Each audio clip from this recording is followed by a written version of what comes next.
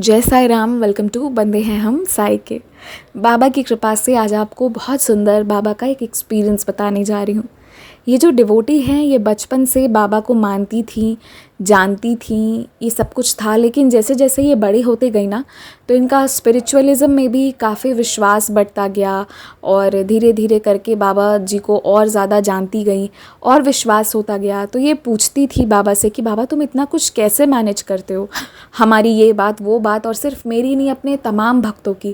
क्योंकि जैसे जैसे जैसे ये बाबा से करीब आती गई तो एक रिश्ता था ना बाबा से, वो और अलग तरह से जुड़ता गया।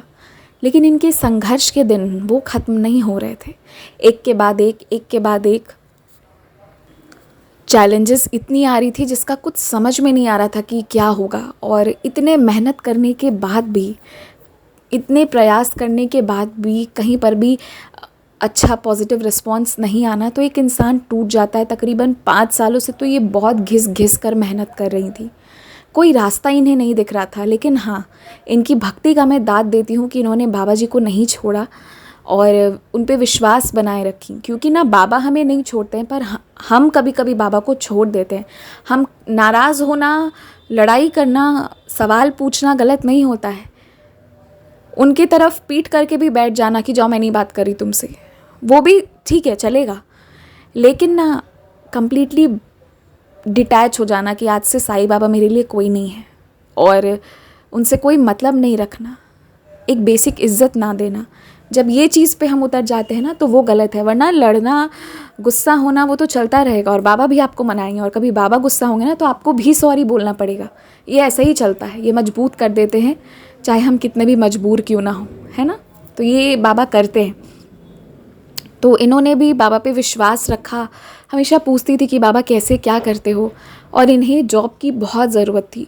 5 सालों से कठिन संघर्ष के बाद भी जब कुछ नहीं हो रहा था, तो एक दिन वापस इन्होंने एक बार और जब एग्ज़ाम दिया तो इस बार इनका बहुत अच्छे से क्वालिफाई हो गया। जहाँ ये पीएचडी करना चाहती थी, उल्टा इंस्टीट्यूट की तरफ से फ़ोन आया कि आप आके ज्वाइन कर सकती हैं।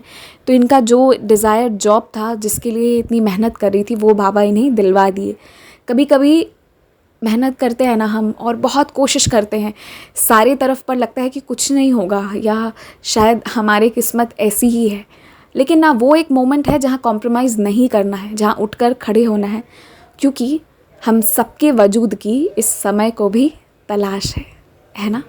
इसलिए रुकना नहीं है। अगर हम बाबा के बच्चे हैं तो हमें अपने लिए नहीं तो बाबा के लिए बहुत अच्छा करना है, ताकि बाबा का नाम रोशन हो।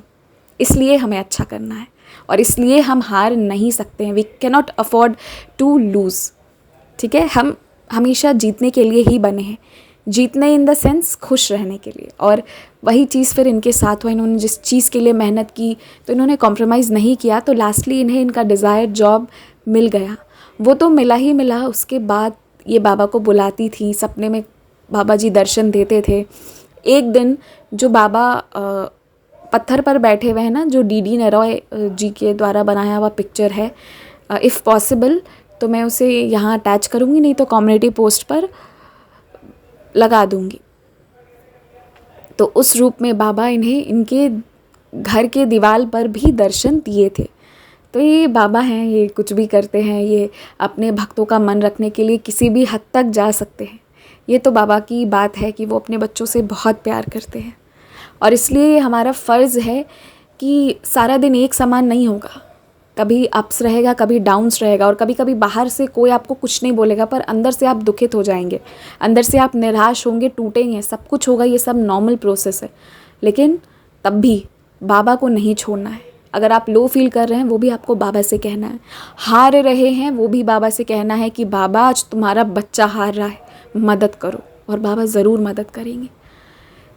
लेकिन कभी कॉम्प्रोमाइज़ मत कीजिएगा, मैं यही कहूँगी। बाबा को बुलाइए, चाहे 1 साल देरी होके मिलेगा, लेकिन मिलेगा ज़रूर। But never compromise. जो है, जो चाहत है, वो बाबा से मांगिए। लेकिन इस पे मत बैठे रहिए कि बाबा आएंगे, वो करेंगे, तब होगा। नहीं, आप अपने तरफ से कोशिश करते रहिए। आगे जो सही होगा गलत होगा वो बाबा बताएंगे। इन डिवोटी ने भी ना बहुत मेहनत की और ये इस पूरे एग्ज़ाम को क्वालिफाई करने का श्रेय भी बाबा को देती हैं कि बाबा ही करवाएं। लास्टली इनका एग्ज़ाम अच्छा हुआ, वो भी बाबा की ही कृपा से हुआ, इतना मेहनत करने के बाद। तो आप बाबा को बुलाइए, आपका काम अच्छा हो जाएगा। जय साई राम।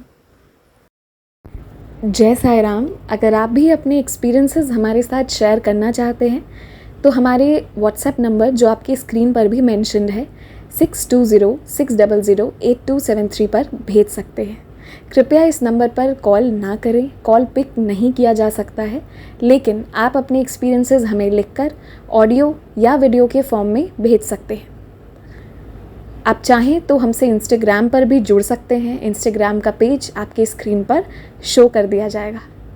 और अगर आपका मन हो तो आप ईमेल आईडी के थ्रू भी हमसे कांटेक्ट कर सकते हैं। हमारी ईमेल आईडी है bandeheham@gmail.com। एंड प्लीज़ ध्यान दीजिएगा कि इसकी सही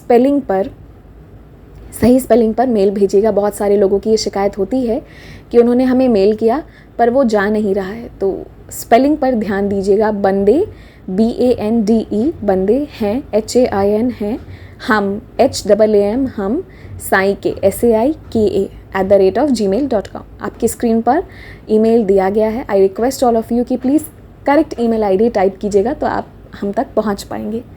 जय साई राम।